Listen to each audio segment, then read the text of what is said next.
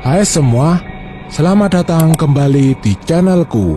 Kali ini aku akan bercerita tentang salah satu hantu cantik yang dulu sangat populer di Indonesia, yaitu tentang asal-usul hantu si manis jembatan Ancol. Berbeda dari jenis hantu lainnya yang sering menampakkan wujudnya yang tampak sangat menyeramkan, hantu ini lebih cenderung sering memperlihatkan wajahnya yang cantik itu. Walaupun sesekali ia juga akan terlihat menyeramkan. Kalian yang lahir tahun 90-an pastinya sangat familiar sekali dengan hantu yang satu ini. Dia merupakan hantu wanita cantik yang sering menampakkan dirinya di dekat jembatan Ancol, sehingga masyarakat sekitar menjulukinya sebagai hantu si manis jembatan Ancol, karena memang parasnya yang benar-benar cantik. Karena sangat populer, cerita itu pun diangkat menjadi sebuah film terkenal pada masanya, yang ceritanya diambil dari cerita nyata yang beredar di kalangan masyarakat saat itu. Ternyata ada dua versi cerita berbeda mengenai sosok si manis sang penghuni jembatan Ancol tersebut.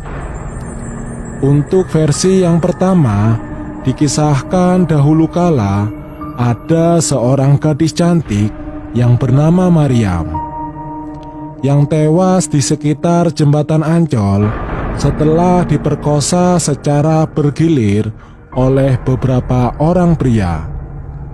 Saat Maryam sudah tidak bernyawa lagi, para pemerkosa tersebut membuang jasadnya di jembatan Ancol begitu saja. Mengingat kematian Maryam yang tidak wajar dan mengenaskan, arwahnya pun terus bergentayangan di sekitar jembatan tersebut hingga saat ini. Sedangkan untuk cerita versi kedua ini berbeda dari cerita sebelumnya.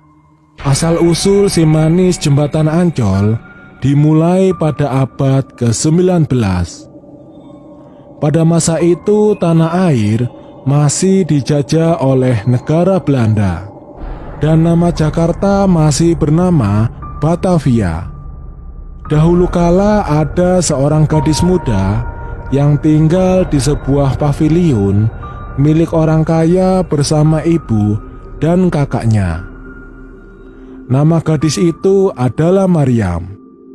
Maryam atau Siti Arya merupakan kembang desa saat itu, yang kecantikannya bisa membuat para pria desa bertekuk lutut di hadapannya. Semua laki-laki di sana bersaing untuk melamar si Maryam. Meskipun Maryam selalu menolak lamaran mereka karena ia belum mau menikah. Namun ternyata si orang kaya pemilik paviliun tempat tinggal Maryam dan keluarganya tersebut ternyata juga tertarik pada kecantikan paras dan tubuh Maryam. Dan pria kaya itu bermaksud untuk menikahi Maryam. Juragan kaya yang sudah berusia itu tidak mau menerima adanya penolakan karena Maryam selama ini tinggal di paviliun miliknya. Jika ia menolak, maka ia akan mengusir Maryam dan keluarganya. Namun ternyata tetap saja Maryam menolak orang kaya tersebut. Karena Maryam tahu dia hanya akan dijadikan seorang selir karena juragan itu sudah memiliki beberapa istri lainnya. Singkatnya, ibu Maryam juga memaksa Maryam untuk menikah dengan sang juragan kaya agar hidup mereka terjamin. Maryam yang dipaksa menikah dengan pria itu pun memutuskan untuk kabur dari tempat tinggalnya demi menghindari paksaan kekerasan dari juragan kaya pemilik paviliun tempat tinggalnya tersebut. Pelarian Maryam ternyata tanpa sengaja mengantarkannya ke kawasan Ancol, di mana di sana ada seorang pria kaya lainnya yang memiliki villa di kawasan Bintang Mas, Ancol. Pria kaya bernama O.E. Tambasia ternyata juga tertarik pada kecantikan Maryam saat pertama kali melihatnya. Dan tentu saja Maryam tidak akan mau dengan pria tua itu. Tidak terima dengan kenyataan itu, O.E. memerintahkan para anak buahnya untuk segera menangkap Maryam untuk dijadikan wanita simpanannya. Ketika para anak buah O.E. hendak menangkap Maryam, gadis itu memberikan perlawanan sekuat tenaganya agar bisa melarikan diri. Namun naasnya, tenaga Maryam tidak cukup kuat untuk melawan tenaga dua pria kuat tersebut. Akhirnya Maryam pun tewas di tangan anak buah O.E. dan jenazahnya dibuang begitu saja di area persawahan yang jaraknya sekitar 400 meter dari jembatan Ancol. Dari cerita inilah misteri si manis jembatan Ancol jadi terkenal dibicarakan hingga saat ini. Ada banyak sekali kisah-kisah menyeramkan tentang penampakan hantu si manis jembatan Ancol ini, yang mengganggu masyarakat yang tinggal di daerah sana. Salah satunya adalah cerita seorang tukang ojek yang bernama Yoto.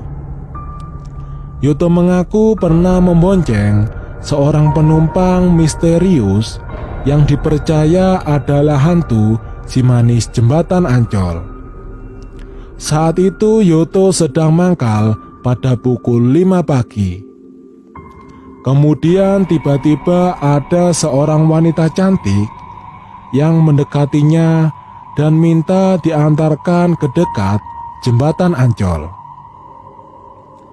Yoto langsung mengiyakan dan mempersilahkan penumpang wanita itu untuk naik ke motornya. Di sepanjang perjalanan, Yoto berusaha mengajak ngobrol penumpangnya untuk mencairkan suasana. Namun anehnya, si penumpang hanya diam saja, seperti tidak mendengarkan Yoto. Nah, ketika tiba di kawasan Ancol, Yoto mempersilahkan wanita itu untuk turun dari motornya.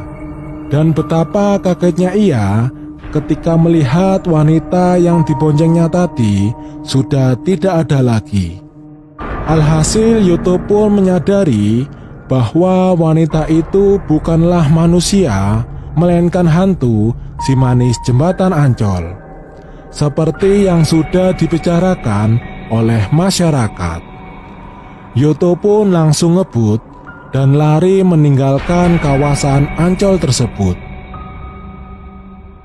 Ada lagi sebuah cerita yang terjadi pada tahun 1960-an.